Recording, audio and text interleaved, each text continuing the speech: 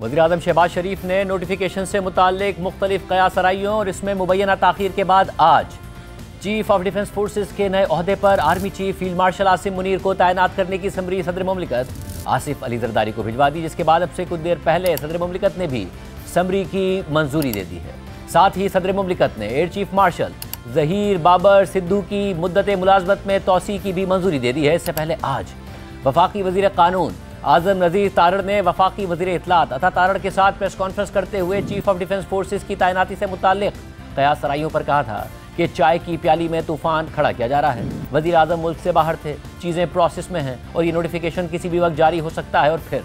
इस press conference के फ़ौरन बाद ये खबर सामने आई कि वज़ीर आज़म ने चीफ ऑफ डिफेंस फोर्सेस की तैनाती के लिए सदर मुमलिकत को समरी भेज दी है। इस हवाले से जारी होने वाले वज़ीर आज़म हाउस के एलामिये में कहा गया कि वज़ीर आज़म शहबाज शरीफ ने फील्ड मार्शल सैयद आसिम मुनीर की बतौर चीफ ऑफ आर्मी स्टाफ और चीफ ऑफ डिफेंस फोर्सेस तैनाती की समरी की मंजूरी के बाद ऐवान सदर को वो समरी भिजवा दी है। और field marshal Asim Munir chief of army staff के साथ साथ चीफ ऑफ डिफेंस फोर्सेस भी होंगे और उनकी तैनाती 5 साल के लिए होगी। इस तैनाती के साथ फील्ड मार्शल आसिम मुनीर मुल्क के पहले चीफ ऑफ डिफेंस फोर्सेस होंगे। एलामिया में मज़ीद लिखा है कि air chief marshal Zaheer Ahmed Babar Sidhu की मुद्दत मुलाजमत में भी 2 साल की तोसी की मंजूरी दे दी गई है और इस तोसी का इतलाक उनकी मौजूदा 5 साला मुद्दत के मार्च 2026 में मुकम्मल होने पर होगा। और इसके बाद अब से कुछ देर पहले सदर मुमलिकत ने समरी की मंजूरी देते हुए फील्ड मार्शल आसिम मुनीर को बाज़ाब्ता तौर पर चीफ ऑफ डिफेंस फोर्सेस और आर्मी चीफ तैनात कर दिया है। इस सारी सूरत हाल में आज ऐवान सदर में army chief field marshal Asim Munir ने सहाफ़ियों से